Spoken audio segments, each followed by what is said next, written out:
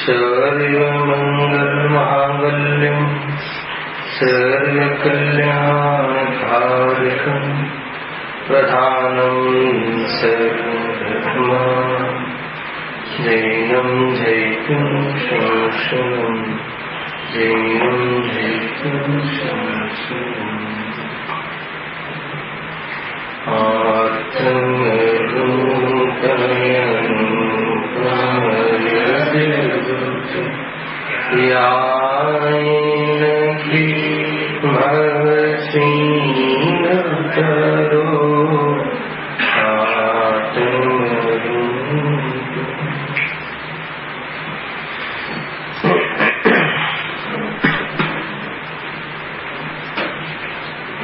દેવદર્શન નામનો આપણે ટોપિક ચાલે છે. ભગવાનનું દર્શન કરવાની વિધિ શું છે એ સંબંધી આપણે ચર્ચા ગયા વ્યાખ્યાનમાં પ્રારંભ કરી હતી. એક દર્શનની વિધિ પહેલા પ્રવેશ કરવાની વિધિ થઈ ચૂકી છે. મૂળ વાત એ આવી, બાહ્ય પવિત્રતાની વાત તો સામાન્ય રહી, એની સાથે પણ જીવના પરિણામોનો સંબંધ છે એવી ચર્ચા થઈ ગઈ. પરંતુ જે મનની પવિત્રતાની મુખ્યતામાં નિશ્ચયી શબ્દ જે હતો, તો એમાં નિશ્ચયી બોલીને મંદિરમાં પ્રવેશ કરવો, તો બોલવાનો અર્થ ત્યાં હતો કે નિશ્ચયી કરીને, અર્થાત તો એક પ્રકારથી જે નિશ્ચયીમાં આપણે ભાવાસન કરાવ્યું હતું એની પ્રતિજ્ઞા લઈને સાંસારિક પ્રયોજન અર્થાત તો સાંસારિક પ્રયોજનના જે કાર્યો છે એ સંબંધી વિકલ્પો, એ સંબંધી ચિંતન, એ સંબંધી ચિંતા, એની ચર્ચા વાર્તા એ બધાને ન કરવાનો સંકલ્પ કરી અને મંદિરમાં પ્રવેશ કરવો જોઈએ, એ મૂળ વાત હતી. જે પણ કથાઓ છે, વિકથાઓ છે, જે પણ ગ્રસ્ત જીવનમાં બધી કથાઓ છે ને, કઈ કથાઓ છે? ભોજન કથા, રાજકથા, સ્ત્રી કથા, વસ્ત્ર કથા, આભૂષણ કથા, આ બધી વિકથાઓ છે. વિકથા કઈ? સંસારિક પ્રયોજનના જે કાર્યો છે એ બધા કષાયબદ્ધ હોય છે. ત્યાં ઉલજવાથી પોતાના સ્વરૂપનું ભાન થવાનો પ્રસંગો ચૂકી જવાય છે. તો એ પ્રકારના જે કાર્યો છે, લૌકિક વ્યવહાર નિભાવવાના જે કાર્યો છે, એ બધાના વિકલ્પો, એ સંબંધી ચિંતાઓ, એ સંબંધી બોજો અને એ સંબંધી ચર્ચા વાર્તા કરવાનો નિષેધ મંદિરજીના ચોગાનમાં, મંદિરજીમાં એનો સંકલ્પ કરી બુદ્ધિપૂર્વક એને ન કરવાનો સંકલ્પ કરીને મંદિરમાં પ્રવેશ કરવાની જે પ્રતિજ્ઞા છે, મંદિરમાં પ્રવેશ કરવાનું જે પ્રકારની જે પવિત્ર વિધિ છે, એને શું કહે છે? નિશ્ચય. એમાં મૂળ વાત એટલી હતી કે નિશ્ચયી જે શબ્દ બોલવાની લખ્યું છે કે નિશ્ચયી 3 વાર બોલવાની જે વાત કહ્યું છે, તો એટલે એ આપણને યાદ રહે. શું યાદ રહે? આ પ્રતિજ્ઞા યાદ રહે. એ ભગવાનની સાક્ષીમાં એ વાતને મનની અંદર મુખ્ય કરીને મંદિરમાં પ્રવેશ કરવાની વાત હતી. એના પછી સીધું આપણે આ પ્રશ્ન પર આવીએ છીએ કે ભગવાનના દર્શન કરવાની વિધિ શું છે तो मंदिर के अंदर भगवान की वेदी के सामने खड़े होकर आ पंक्तिનો અર્થ આપણે કર્યો ચંદ્રકાંત। भगवान की वेदी के सामने भगवान की सामे खड़े होकर खड़े होकर वस्तु बहुत महत्वपूर्ण बात लिखी थी, याद से त्या बुद्धिपूर्वक उभा रहવું એ તો સામાન્ય કદમ છે, પરંતુ ત્યાં પગ થંભી જવા, સહેજ ઉભા રહી જવું, સહેજ ત્યાં ઉભા રહેવાનો વિકલ્પ વગર કાર્ય થવું, જ્યાં સ્વરૂપનો બોધ કરનારા, જ્યાં આપણા કર્તવ્યનું ભાન કરાવનાર, સમજ જ્યાં અકર્તા સ્વભાવ સ્વતંત્રતાનો ઢંઢેરો પીટનાર મુદ્રા સામે આવે, એ પ્રકારનું સામે સીન આવે, જ્યાં આપણને અનંત દુઃખના ભાવનો કોઈ સામે સીન દેખાય તો ત્યાં આપણા જે પગ છે શું થાય છે, આજે થંભી જાય છે, એના એટલું જોરદાર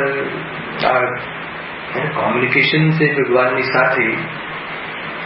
જ્યાં એની મુદ્રા જોઈએ તો એમ લાગે કે હા કેટલી મતલબ કે સુંદર ને વિતરાગ ભાવ, જ્યાં આપણને સ્વરૂપ સંબોધન અને અવલોકન, ત્યાં અવલોકન ચાલુ થઈ જાય છે। પ્રભુની મુદ્રા જોતાની સાથે ત્યાંથી હટવાનું મન ના થાય। દર્શનની વિધિમાં આ મુખ્ય છે। જ્યાં કોઈ આપણને બહારમાં બી લૌકિક લાભ ફાયદો દેખાતો હોય તો ત્યાંથી હટવાનું મન ના થાય, બીજું બધું ભૂલી જવાય। કોઈ આપણને એવો મિત્ર કે એવો કોઈ આપણો લૌકિક જીવનમાં માર્ગદર્શક કોઈ વ્યક્તિ મળી જાય તો આપણને બીજું યાદ આવે, કોઈ ભોજન કે કોઈ એવું યાદ આવે ન આવે। એનું નામ ભગવાનની સામે ઉભા રહેવું। અને કેમ ઉભા રહેવું થયું, તમે આ પ્રયોગ કરજો। એક પ્રકારથી આ ડેમો સમજો તમે। આ પદ્ધતિ થાય છે જ્યાં આપણને પેલું બાકીનો બોજો તો બુદ્ધિપૂર્વક જ ભાઈ મારે હાલ નથી વિચારવું, જેમાં સંસાર વધતો હોય, જેમાં ક્લેશ થતું હોય, જેમાં બોજો રહેતું હોય, એ સંબંધી હાલ વિચાર જ નથી કરવો। એના દુઃખ મટાડવા માટે આપણે માર્ગદર્શન લેવા મંદિરમાં પ્રવેશ કરીએ છીએ, એમાં એના માટે આપણે દાખલો લીધો છે, એના માટે આપણે અહીંયા એન્ટ્રી લીધી છે, તો પછી એ પ્રમાણે સામે જે આપણા ગુરુ માર્ગદર્શક અને પરમાત્મા જે બિરાજમાન છે એમને જોતા જ આપણને એમ લાગે કે નહીં, અને આપણા કર્તવ્યનું ભાન થાય। ક્યાં આપણે ભમીએ છીએ એની મુદ્રા જોતા, અને એના એક એક અંગમાં, એક એક એમની ચેષ્ટામાં, એમની સંપૂર્ણ જે બહાર જે આપણને મુદ્રા દેખાય છે એમાં એના અંતરંગ પરિણામ સાથે આપણું લિંક બને, એનું નામ ત્યાં આપણે પગ થંભી જવું છે। મૂળી ભગવાનના દર્શનની વિધિમાં ભગવાનની પ્રતિમા જોતા સ્વરૂપ અવલોકન મુખ્ય છે। અને અવલોકન શું છે? સ્વરૂપ વિતરાગતા। રંજી માત્ર પણ અમને કોઈ બહારમાં કોઈ એવું કર્તવ્યનું દેખાતું નથી, બહારમાં કોઈ એનો અર્થ કે અંદરમાં કેવી પ્રકાર અંદરમાં વિતરાગ ભાવના ઢાંચામાં ઢળી ગયા છે, તો એની યાદ આપવી અને એનું પોતાના સ્વરૂપમાં સાથે મિલાન થવું એ મુખ્ય વાત છે।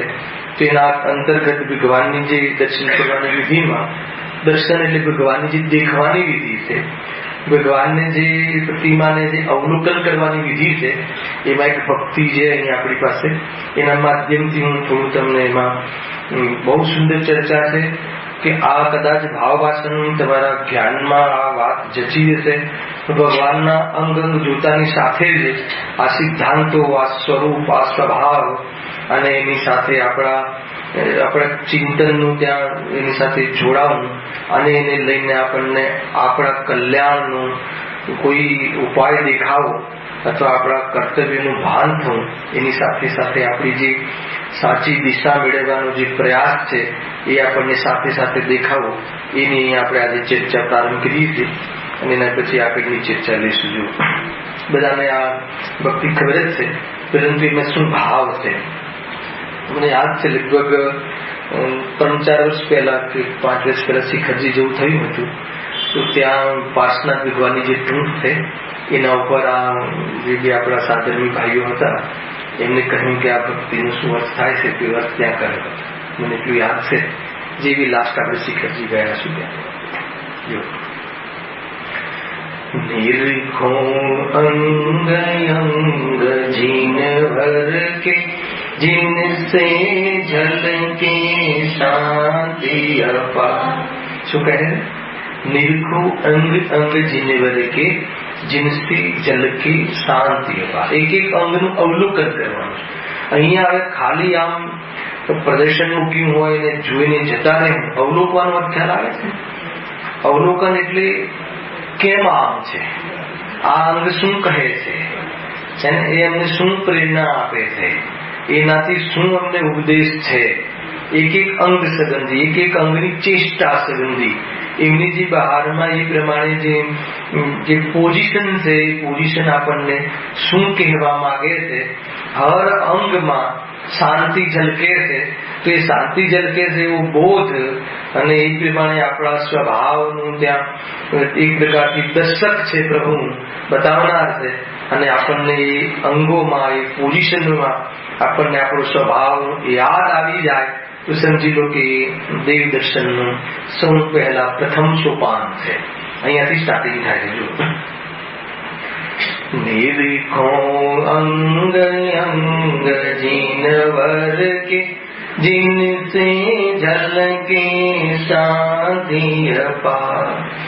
चरण कमल जिनवर कहे गोमा सब संसार. શું કહે? ચરણ કમલ જીનવર કહે गोमा सब संसार. परक्षण भंगुर जगत में निज आत्म तत्व ही सा. याते पद्मासन मीराज जिनवर झलके शांति अपा. ખ્યાલ આવી ગયો હશે. શું કહે છે? ચરણ કમલ જીનવર કહે.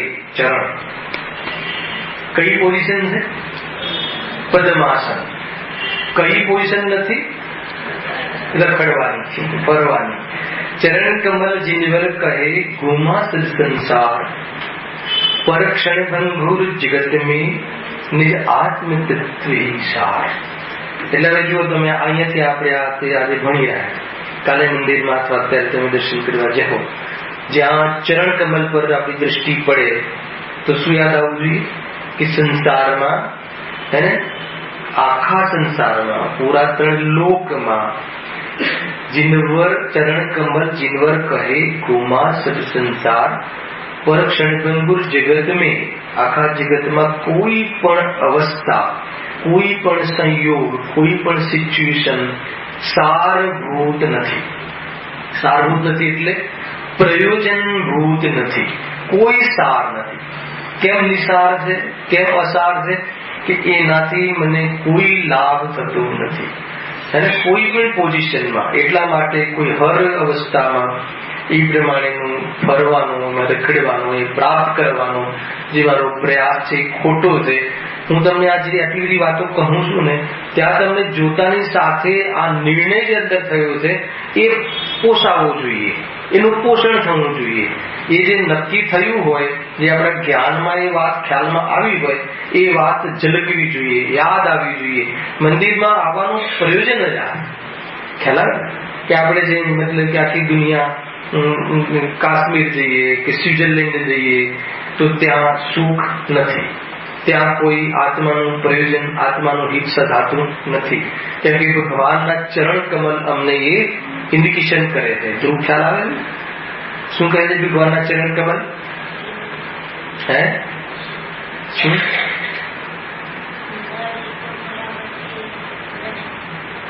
ન ખ્યાલ આવે? જો ફરતી કહું, ચરણ કમલ જીનવર કહે. પ્રભુના ચરણ કમલ છે. પ્રભુ કેવી પોઝિશનમાં બેઠા? ચરણ એટલે પગ. પગની પોઝિશન શું છે? પદ્માસન. પદ્માસનમાં વિરાજે છે ને. યાતે પદ્માસન વિના વિરાજે જીનવર ઝલકે શાંતિ અપાર. અને જે બહુ રખડવું પડતું હોય એ અશાંત જીવન છે, પણ જે શાંતિથી એક જગ્યાએ બેઠો હોય એ પોઝિશન કેવી છે? શાંતિની પોઝિશન છે, સામાન્ય કથન છે. તો પ્રભુ એ બતાવે છે કે જગતની અંદર કોઈ જગ્યાએ કોઈ પણ પોઝિશન, કોઈ પણ ક્ષેત્રમાં કોઈ જગ્યાએ શાંતિ નથી. મેં બધું ફરીને જોઈ લીધું છે, ક્યાંય પણ શાંતિ નથી. એટલે હવે હું આ પદ્માસનમાં બિરાજ્યો છું. એટલે મારી કોઈ પણ શરીરની ચેષ્ટા એ બહારમાં કોઈ વિશેષ આરંભ કરતી દેખાતી નથી. આ ખ્યાલ એ રીતે ફરીથી બોલું છું, પદ તમને આ ભાવ ભાષવો જોઈએ ત્યાં.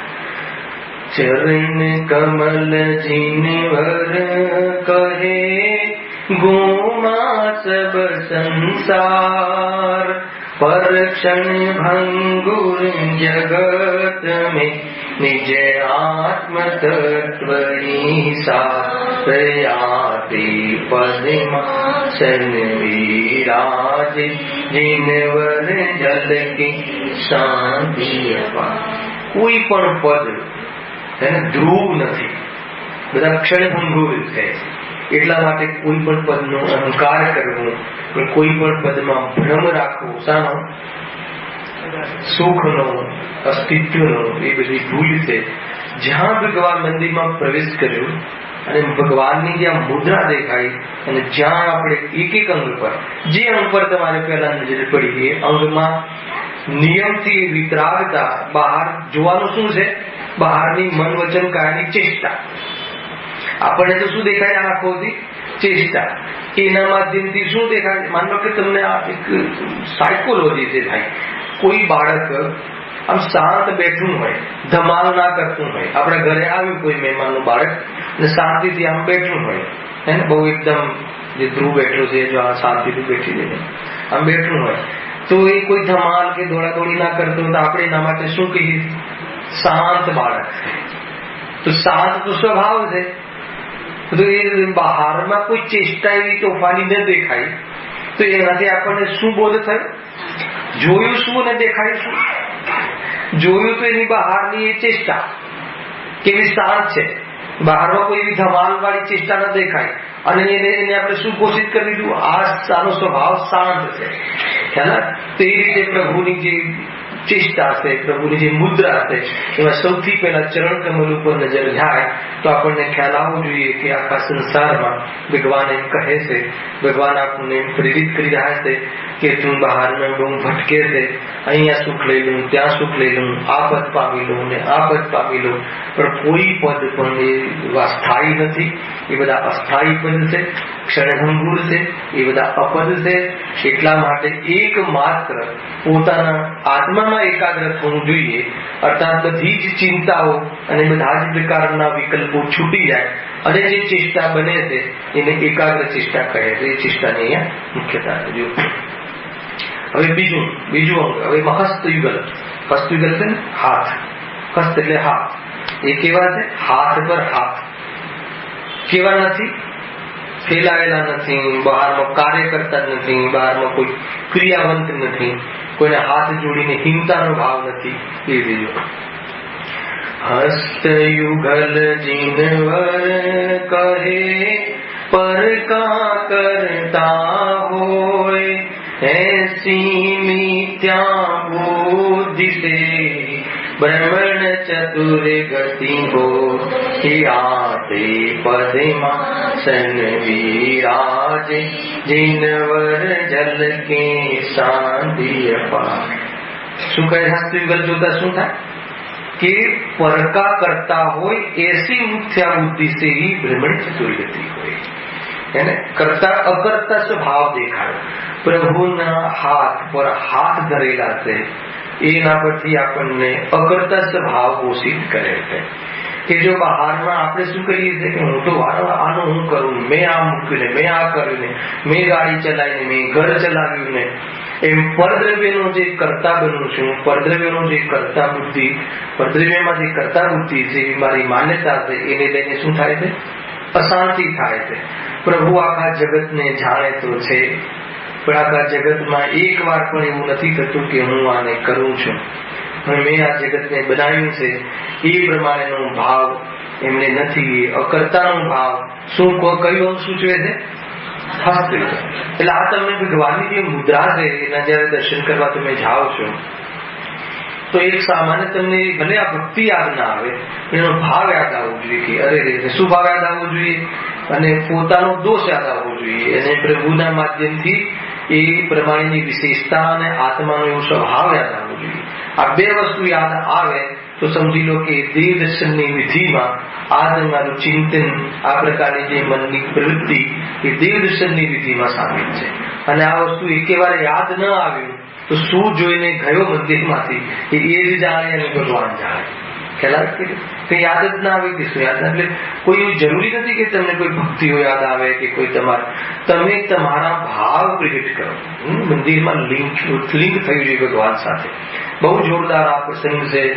રોજનો એટલો ઉત્કૃષ્ટ અને મહામંગલમય પ્રસંગ છે. અને ભગવાનની પ્રતિષ્ઠા કરતા પણ આ મોટો પ્રસંગ છે.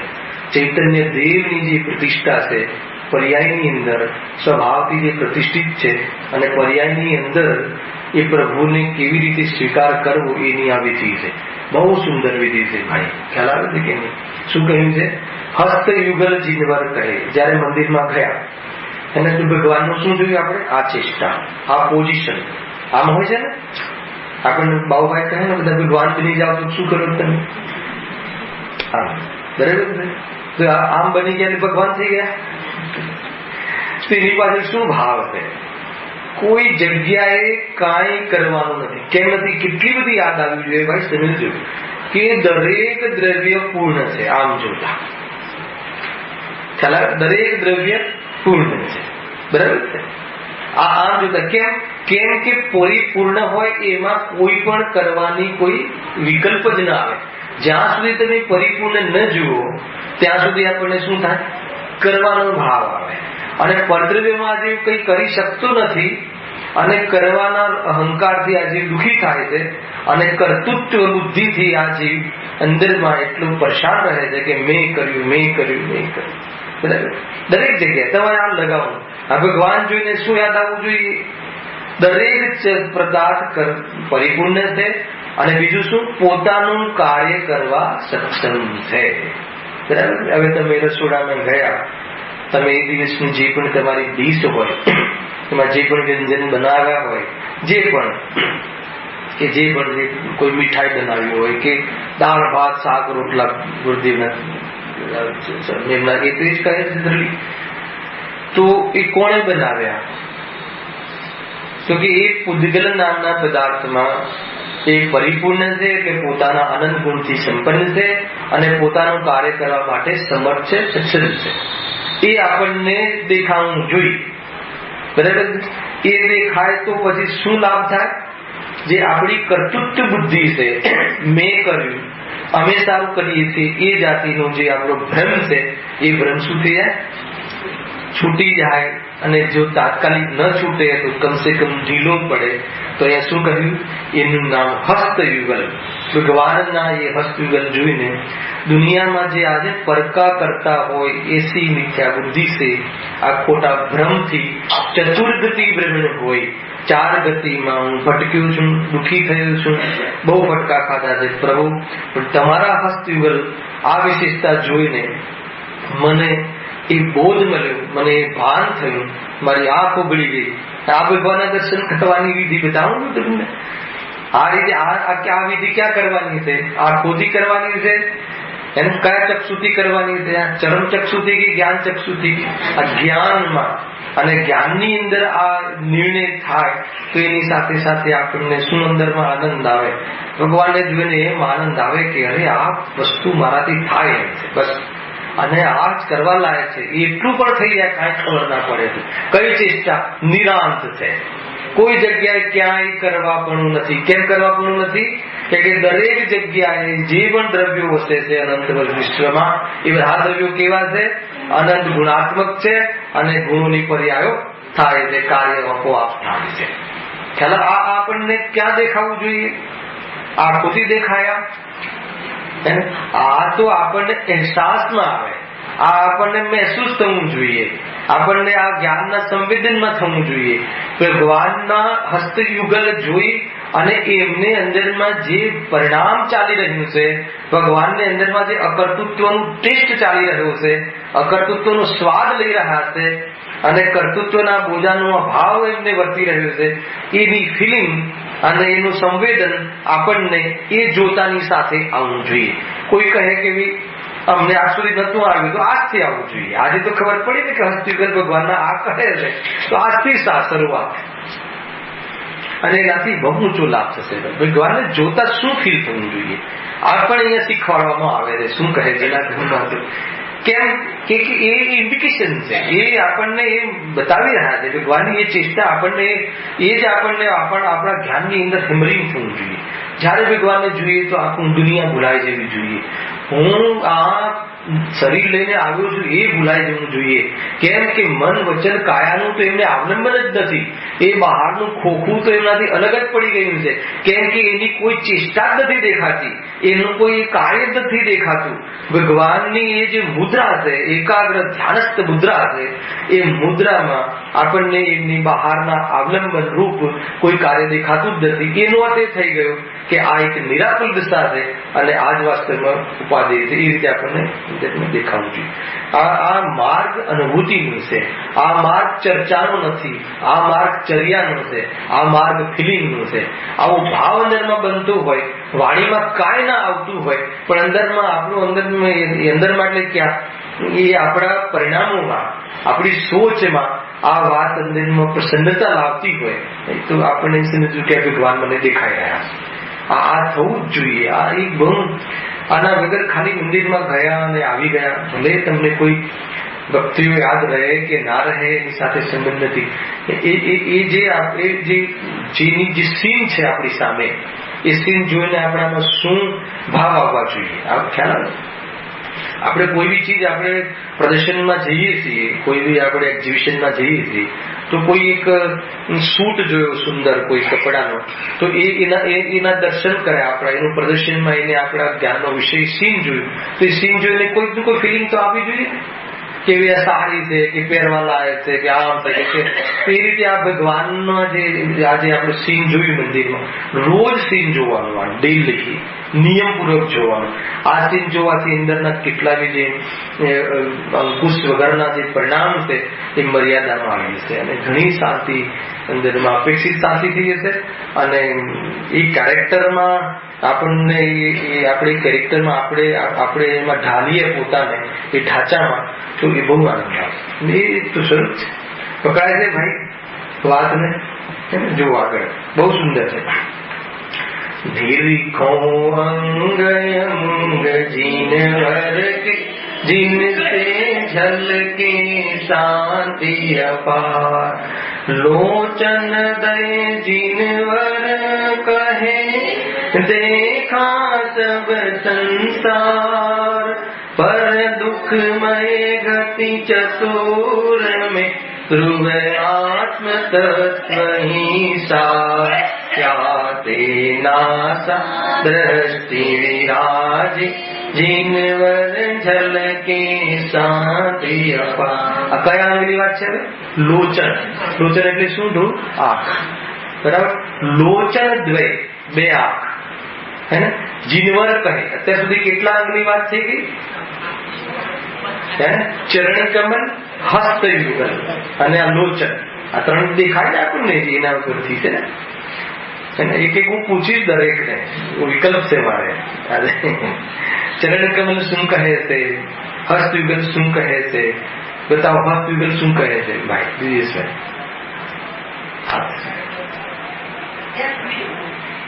ત્યાં થંભી તો ગયા. ભગવાનને જોઈને પગનું થંભી જવું, વેદીની સામે ઉભા રહેવું સૌ પ્રથમ. તો ઉભા રહેવામાં તો આપણે એમ કહ્યું કે વિકલ્પ પૂર્વક ઉભા રહેવું એમ નહીં. ભગવાનની સામે જોતા ઉભો રહો એવો વિકલ્પ જ નહીં, ઓટોમેટિક પગ થંભી જાય. કેમ થંભી જાય? ત્યાં આપણને આપણું કોઈ એવું સીન દેખાય છે, આપણને આપણું કર્તવ્ય ભાષિત થાય છે. એ મુદ્રા જોઈને ત્યાંથી હટવાનું મન ના થાય. અને હવે મતલબ કે હટવાનું મન ના થાય. આ તમને રિયલ ફિલિંગ કહું છું કે આવી ફિલિંગો આત્માર્થીઓને અને એને થોડુંક આ ભાવ ભાષણ થાય તો આવી ફિલિંગ વર્તાતી હોય. બરાબર.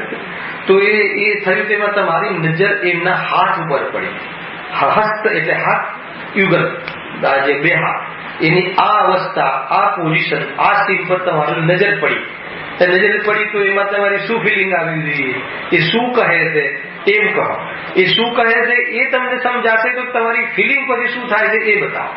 ખ્યાલ આખી વાત તમે આ લિંક કરો. લિંક નહીં થાય ને તો મંદિરમાં આવવાનો કોઈ મતલબ કોઈ ફળ જ નહીં મળે. ખ્યાલ કોઈને મન થયું હોય કહેવાનું તો પોતે કહે ને, તો મેં તો પૂછ્યું જ છે. આમ છે ને, તો એ શું બતાવે છે? કેમ આખું લિંક કેમ કઈ કરવાનું નથી? અચ્છા, દીકરાને ભણાવવાનો, એની ધ્યાન રાખવાનો ભાવ આવે તો પણ આ વાત યાદ રાખવી કે એનું કાર્ય કરવામાં સમર્થ છે અને એ દ્રવ્ય પણ પૂરેપૂરું છે. એ જો ખ્યાલ આવે, ક્યાં ખ્યાલ આવે? શું જોઈને ખ્યાલ આવે?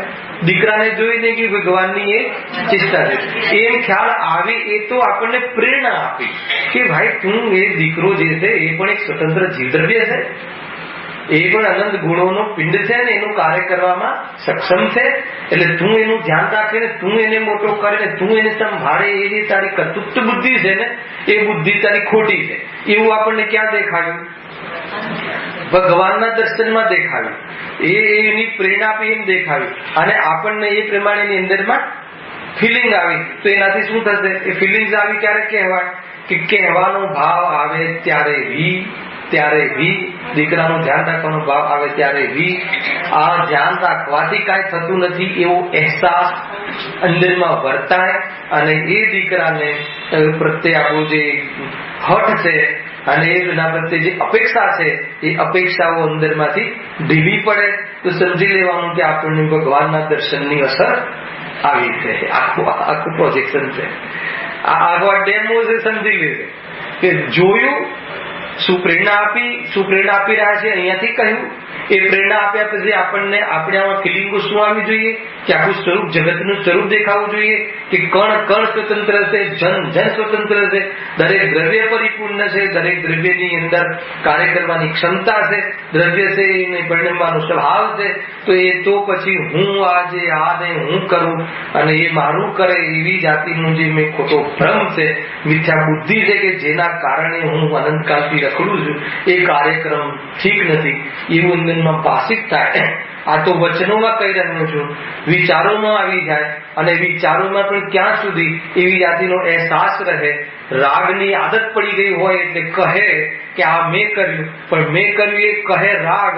ત્યારે આ જ્ઞાન જે જોઈને આવ્યું હોય ભગવાનના દર્શન કરીને એ ત્યાં તરત પ્રેઝન્ટ થાય અને એનો એવી રીતે સ્વીકાર ના કરે અને એ રાગના કાર્ય છે એ જાતિનું એ પરિણામ ખોટું છે એવી જાતિનું સત્યનો સ્વીકાર કરતું જાય. ક્યારે કરતું જાય?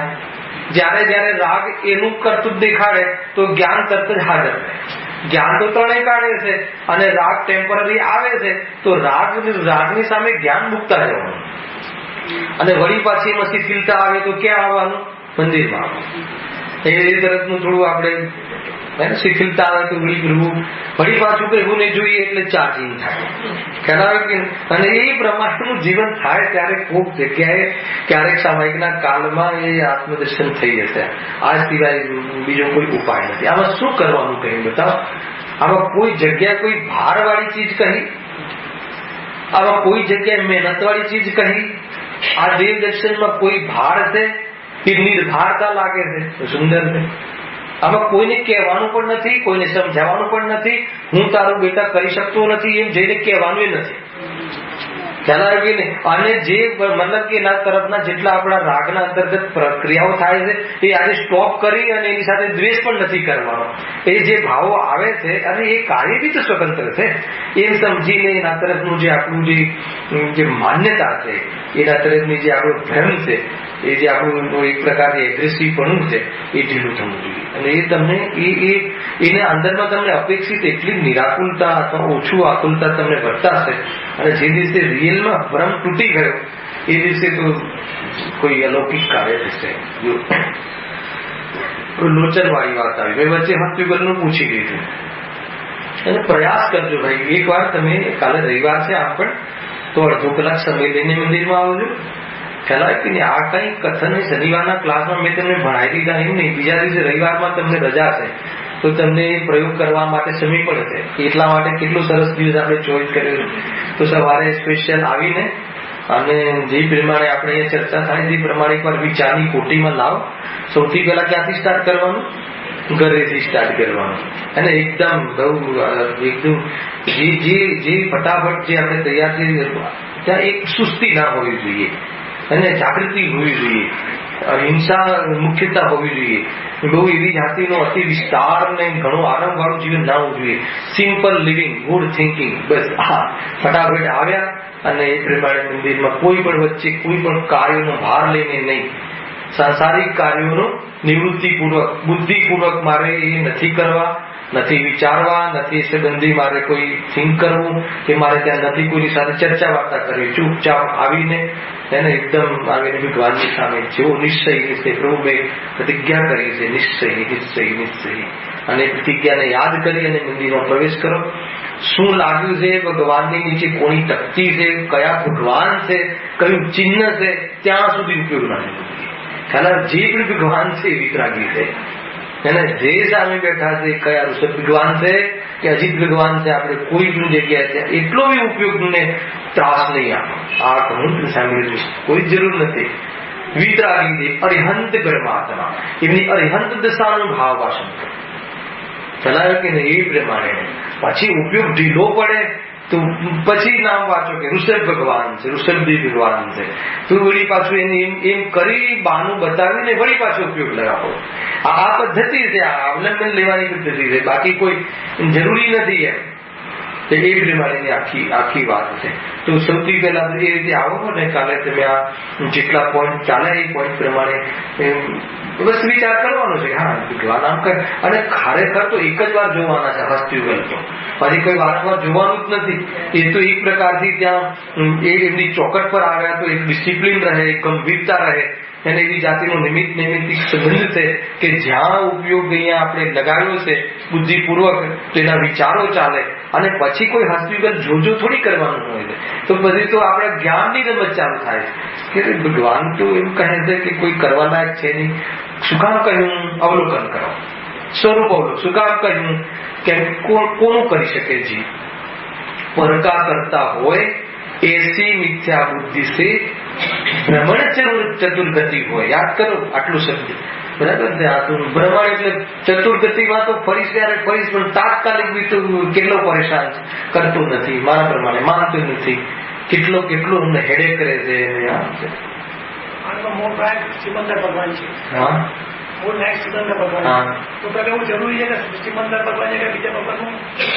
કોઈ જરૂર નહીં. વિતરાગી દેવ, વિતરાગી શાસન, વિતરાગી પ્રભુનો જય હો. મેન વિતરાગી દેવ દેખાવા જોઈએ. ખ્યાલ કોઈ ચીજ આત્માનું કાર્ય થતું હોય ત્યારે કાંઈ જરૂરી નથી. ન થતું હોય, મેળ ના પડતો હોય, મેળ ના પડતો ઉપયોગ ના લાગતો હોય તો પછી પ્રભુનું નામ, એમનો અર્થ છે, બધી આગળની વિધિ ચાલુ કરો. પણ જેવું આ તો આખું જીવન હોવું જોઈએ. આખું તમે એમ નહીં સમજો કે આ અડધો કલાકનો એપિસોડ છે. એ અડધો કલાક આવવા માટે બાકીના 23.5 કલાક એનું જીવન હોય, ત્યારે આ અડધો કલાક એવું જોર લઈને આવે અને એ અડધો કલાકનો અંતર્મુહૂર્ત જે સવારે કહ્યું એ અંતર્મુહૂર્ત એવું ખીલી જાય છે કે એનું કાર્ય થઈ જાય છે. એ રીતે ખ્યાલ તમને આપણને તો આંબો 5 વર્ષે દેખાય છે, અને 5 વર્ષે આંબો આપે, આ કેરી આપે, પણ એના પહેલા જે જમીનની નીચે જે કાર્ય થાય છે ને એ ચાલુ થઈ જાય ત્યારે બધી બહાર તો ફૂટે છે. તો એવું નથી કે તમે આ તો એક આજથી ચાલુ કરો. તો એ પ્રમાણે એક વખત ખ્યાલમાં આવે, વિચારની કોટીમાં આવે કે ભગવાનને આ ફેસ્ટિવલ જોયું તો પછી અવલોકન કરો. શું કેમ એવું કહ્યું?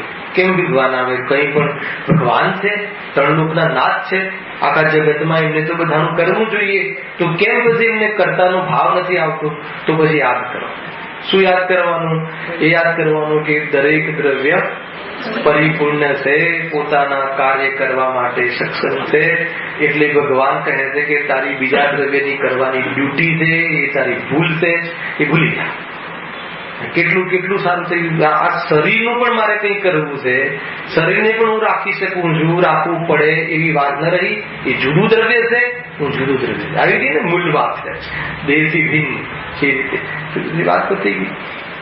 જયારે આ શરીર માટે મારે કઈ નથી કરવાનું, જે પણ કઈ કરવું છે આના માટે કરી દે છું. કમાવું, ધમાવું, રોટલા ખવડાવવા, નવડાવું, પીવડાવું, એના માટે ફ્લેટ જોઈએ, એના માટે વસ્ત્ર જોઈએ. તો અહીંયા તો રહસ્ય નીકળ્યું કે એ તો જુદું છે, એ સ્વતંત્ર છે અને એના પોતાના ગુણ પર્યા અનુસાર એ બધું કામ થઈ રહ્યું છે.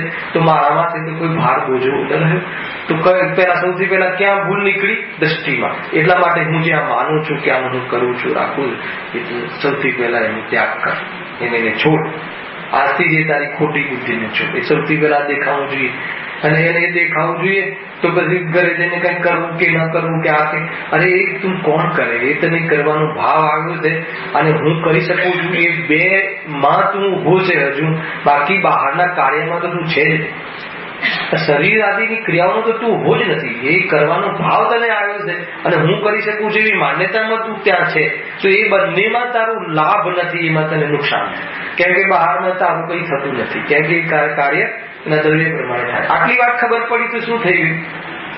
તો એ ભગવાનના દર્શન મંદિરમાં જ નહીં, મંદિરમાં તો આપણે એને ઓર ધારણ કર્યું અને નિરંતર અભ્યાસમાં રહેવું જોઈએ. આ ખરેખર હવે તો લોકો પાસે ટાઈમ પણ ઓછું છે, બહુ જ એંગેજ રહે છે બહારના કાર્યોમાં. પણ 2 વાર દર્શન કરવાનું કહ્યું છે, સવારને સાંજ. રાત્રિમાં ઊંઘીને આવે તો ભગવાનની યાદ આવી જોઈએ. પછી બિઝનેસ આદિ આગળ લેશું, દિનચર્યા પાઠ લેશું, એમાં ઘણું છે. અને પછી જયારે જીવ બધે બીજા કામોમાં વ્યસ્ત થાય છે તો 7-8 કલાક તો એનો અસર રહે છે રોજનો. પછી 8 કલાકમાં વળી પાછું ત્યાં પરવાઈ જાય છે તો તરત વળી પાછું ભગવાનના દર્શન કરવા. એટલે સાંજના દર્શન કરવાના એટલા માટે નિયમ બતાવ્યો, 2 ટાઈમ ભગવાનના. કારણ વાસના કાળ જે છે ને, એ વાસના કાળ 7-8 કલાક પછી વળી પાછી વાસના હાવી થઈ જાય છે માથે. વળી ભૂલી જવાને આપણે ભોગોમાં ઘૂસી જઈએ છીએ તો તરત જ આવી જાય પાછો ભગવાન. હા પ્રભુ આ બરાબર છે. તો આ રીતે હસ્તવિવર જોઈને, લોચન જોઈને. હવે આ લોચન ની વાત શું હતી? લોચન દય જીનવર કહે દેખા સંસાર પર દુઃખ में गति चतुर में ध्रुव आत्म तत्व ईशा याते नासा दृष्टि. આ શું છે? નાસા દૃષ્ટિ શું છે?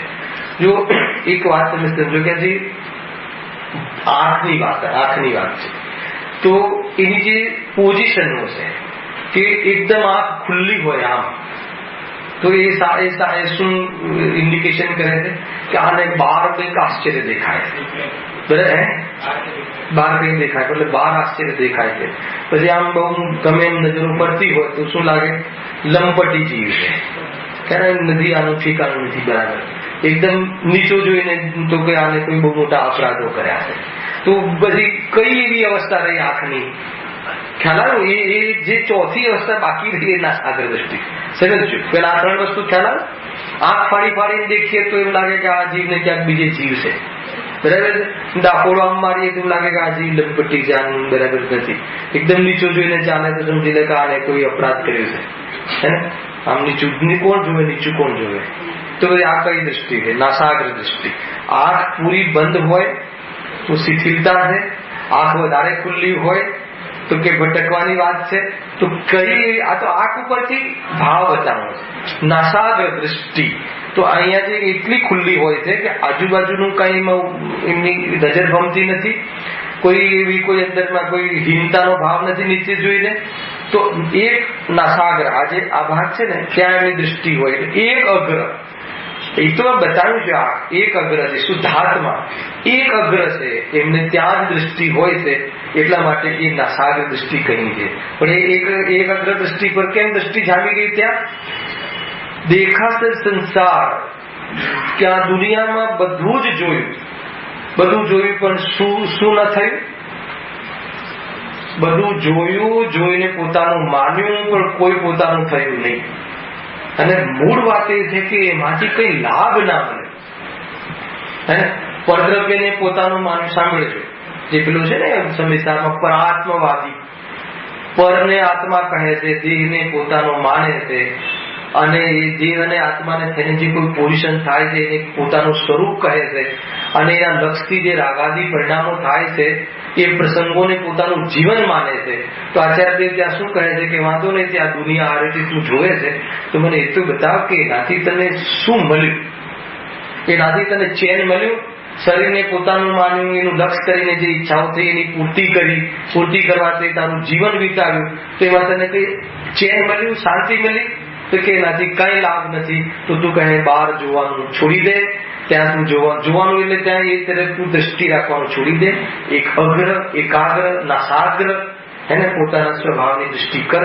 તો કહે છે કે તને એક આત્મતત્વ, ધ્રુવ આત્મતત્વ હિસ્સા આ રીતે આપણને, એટલે આ કોઈ આપણે ચાલે છે ને મોક્ષનાથ પ્રકાશક ગેલુડતા, એ ગેલુડતા છોડી દે. આને દેખું, આને દેખું, આને જાણું અને આને જોઉં, શું મળી જશે, શું મળશે જોઈને? માનો કે તમે આખું વિશ્વ દર્શન કરી લીધું. વિશ્વ દર્શન શું કર્યું બોલો આખું? World two. હા, અમારે એક મિત્ર હતા પ્રકાશભાઈ, મારી ઉંમરના, મારા ફિલ્ડમાં બધા મોટી ઉંમરના જ મિત્રો મળે છે આ ફિલ્ડમાં, બરાબર છે. હવે આ બહુ જ યુવા વર્ગ બહુ જોવા મળ્યો, આનંદની વાત છે. અને મેં કહ્યું બી હતું ભાઈ કે આપણે એક લિસ્ટ બનાવ કે જે યુવા વર્ગ છે એમના ફોન નંબર લઈ રાખો. ઘણા કાર્યો આપણે કરવા છે, ઘણા આપણે ભાવનાના કાર્ય કરવા છે કે હવે જેવી આ એક વખત જે આવે એનું નોટ કરેલો નંબર, એટલે બીજા શનિવારે આ ના આવે તો પછી રવિવારે આપણે એનો કોન્ટેક્ટ કરીએ કે ભાઈ કોઈ પ્રોબ્લેમ છે, કે ભગવાન ન ગમ્યા, કે આ વાત ખોટી લાગી, કે કોઈ શું વાત છે. તો એમ કરી અને બધા જોડાય. અને યુવા વર્ગ બધા જ ભલે બહારથી આવી ત્યારે ગુરુદેવના પ્રવચનમાં તો 8-10 ખુરશીઓ બધા જ સફેદ વાળા દેખાય છે, પછી ધીરે ધીરે બધા ખ્યાલ.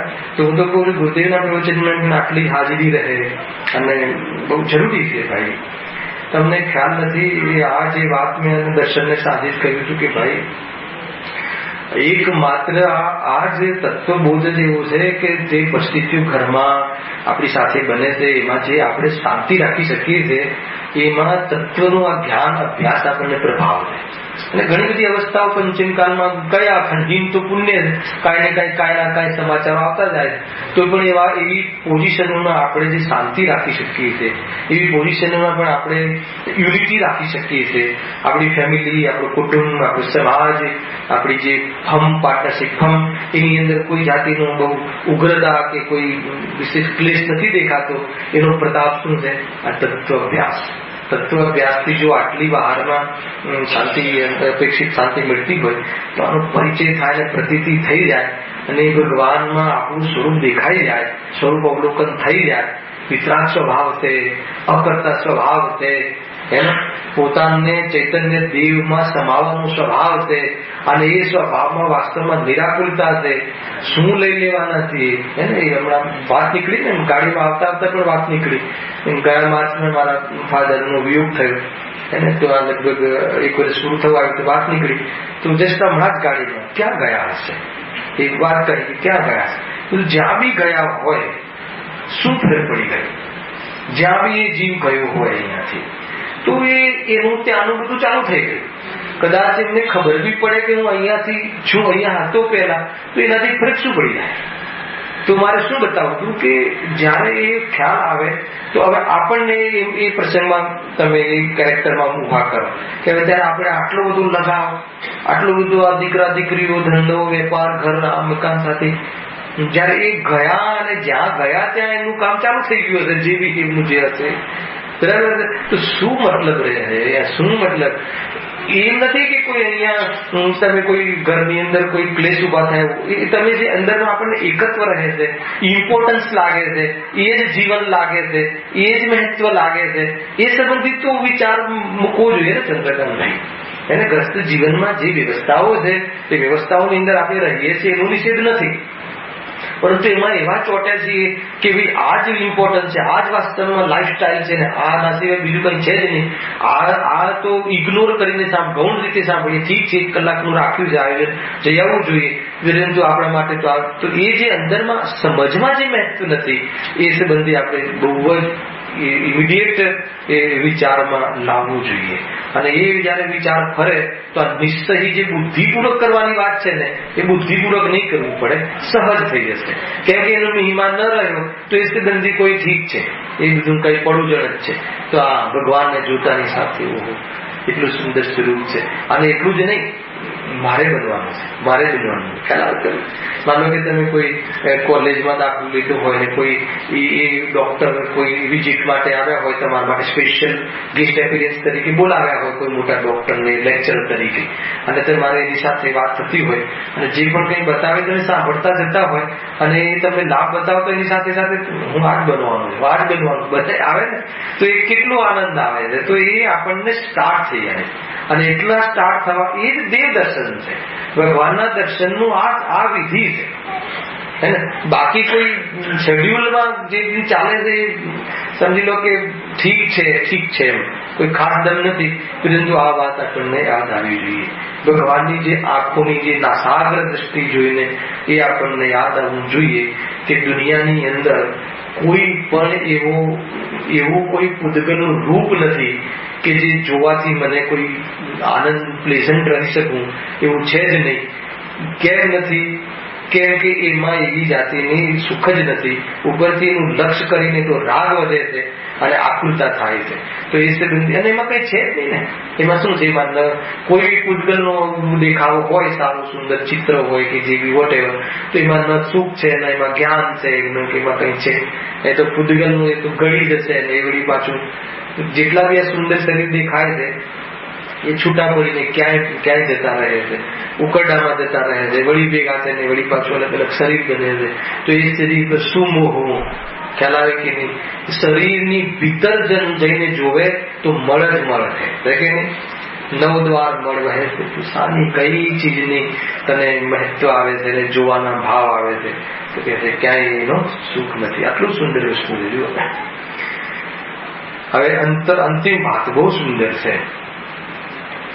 અંતર્મુખ મુદ્રા હો આત્મ તત્વ દર્શાય, જીનિન દર્શન કર નિજ દર્શન પા, સતગુરુ વચન સુહાય. અંતર દ્રષ્ટિ વિરાજ જીનવર જલ કી શાંતિ અપા. બહુ સુંદર છે ભાઈ, અદભુત વાત. શું કહે છે? અંતર્મુખ મુદ્રા હો આત્મ તત્વ દર્શાય. એમની જે અંતર્મુખ, જો બહારની મુદ્રા તો હવે તમે શરીરને જોતા જ નથી, શરીરના માધ્યમથી અંદરમાં જે ગુણોની સ્થાપના કરી છે એ જોઈ, એ જ જોવાનું છે ખરેખર. તો અંતર્મુખ મુદ્રા હો આત્મ તત્વ દર્શાય. એમની જે અંતર્મુખ શાંત મુદ્રા, વિતરાગ મુદ્રા જોતા આત્મ તત્વ દર્શાય. આત્મ તત્વ એટલે શું? આ જ્ઞાયક. હર સમય ભગવાન જ્ઞાયકને દર્શાવે છે. હર સમય ભગવાન આપણા સ્વરૂપને બતાવે છે. કેવો છે આત્મા? આજે જો એમની મન વચન કાયા જે છે એ તો સ્થિર થઈ ગઈ, એની ચેષ્ટા તો છે જ નહીં. એટલે એ દેહથી ભિન્ન આત્મા બતાવે છે. સૌથી પહેલા એના દેહનું આત્માને જીવવા માટે, સુખી થવા માટે, કાયમી રહેવા માટે દેહનું જરા પણ અવલંબન લેવું જરૂરી નથી. પ્રભુનું કેવલ જ્ઞાન પ્રગટ થઈ ગયું છે. આ સ્વરૂપ ખ્યાલ હોવું જોઈએ. અને કેવલ જ્ઞાન પ્રગટ થઈ જતા 5 ઇન્દ્રિય અને મન હોવા છતાં એના અવલંબન વગર ડાયરેક્ટ આત્માના પ્રદેશોથી ત્રિકાળવર્તી પદાર્થોનું, લોકાલોકના પદાર્થોનું, ત્રિકાળવર્તી અવસ્થાઓનું એક સાથે ઉપર જ્ઞાન થાય છે. જ્યારે પ્રભુની આ ચેષ્ટા જોઈને એની સર્વજ્ઞતા બી યાદ આવવી જોઈએ. તો એ યાદ આવતા શું આવ્યું કે આ શરીર કોઈ પણ મારા માટે કામનું નથી, પરદ્રવ્ય મારા માટે કોઈ બી રીતે ઉપયોગી નથી. ખાલી પ્રભુએ આ બતાવી દીધું એટલું પ્રભુ સાથે મારી લિંક છે. બાકી પ્રભુ પણ મારા માટે, મારા જ્ઞાન માટે, મારા સુખ માટે કોઈ બી રીતે મને આપી દેશે એવી જાતિની કોઈ પણ અહીંયા પ્રસંગ નથી. તો કેટલી નિરપેક્ષતા, કેટલી સ્વાધીનતા, કેટલી સ્વતંત્રતા ખ્યાલ આવે. એનું આ ઢંઢેરો પીટે છે ભગવાનની મુદ્રા એ બતાવે. અંતર્મુખ મુદ્રા હો આત્મ દર્શાય. અને પ્રભુ આ જ્ઞાયક ના દર્શન કરાવે. જ્યારે દેખાય તો જ્ઞાયક કેવો છે આત્મા?